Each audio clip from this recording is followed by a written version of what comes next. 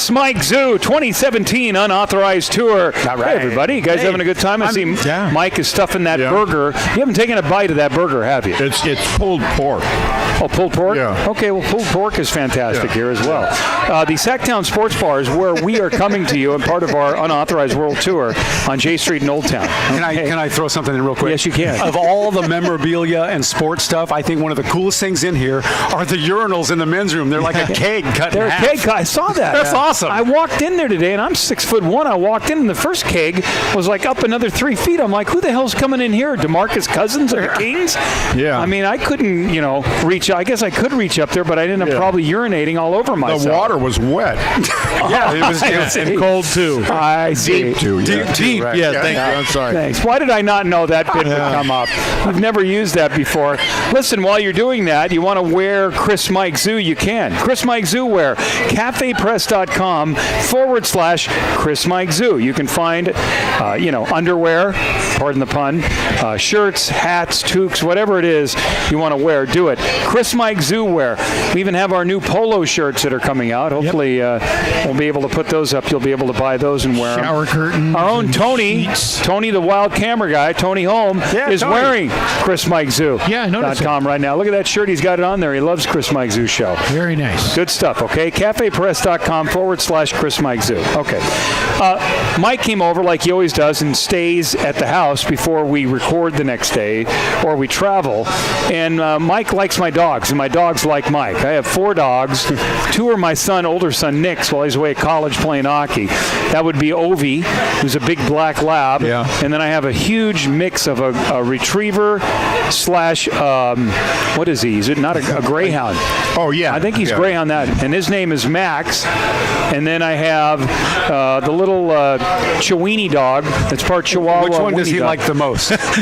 I like them all. He likes them. They like him. I like dogs. We have 4 dogs, too. I think the greyhound slash lab dog, he's huge, by the way. He's massive. He's a big dog.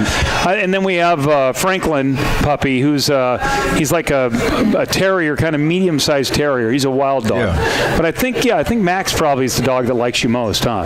Yeah, well, I have dogs, and they probably smell some, the other dogs or something like that. You have German Shepherds, right? Yeah, and I have a couple small dogs, too. Yeah, but that doesn't explain why they're always sniffing behind you, though. Really? Oh. Well, I guess my pants have a bunch of flies on the back. That could have something to do with it.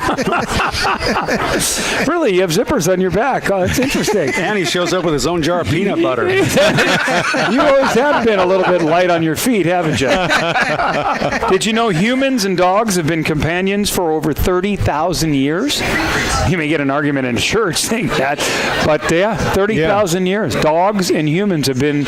I love animals. Well, back in the caveman days, there were wolves, and the wolves would get closer and closer to the people, and they'd throw meat to them and bones and stuff like that. And so the friendliest ones actually evolved into becoming dogs. So that's why dogs beg, because it was ingrained in them, from the days of the caveman and stuff like that. Is that right? Yeah. And you have studied the caveman with many of your marriages that you've had. You've used that caveman approach. Yeah. Yeah. You believe in those times, huh? Yeah. Crack them in the head and drag them by their hair? Yeah. Yeah, it's the O.J. Simpson move technique. Yeah. Hey, woman, I love you. Crack. Okay, speaking of which, now, changing gears, what would you do, or what did you do to get your wife's hand in marriage? Well, I guess I'm out of this conversation. No, you were married once, weren't you? Well, no, Just the hand? Well, okay, I mean, I don't know. I mean, a hand job? No, I didn't say that. Oh, okay. And now you're throwing work into it?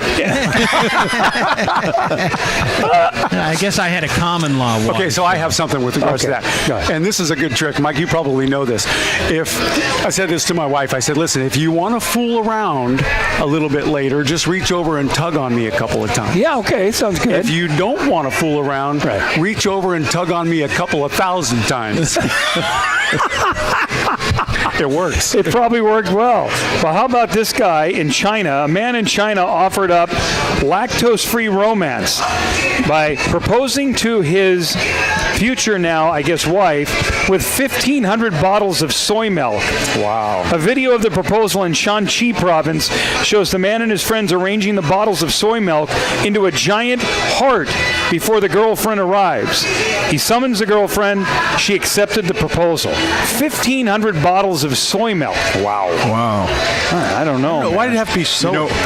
My friend from Africa, he has to purchase at least 4 cows at like a dowry An or honor. something. Yeah, right. Yeah, Right, so right. they do stuff like that. Right. Even nowadays.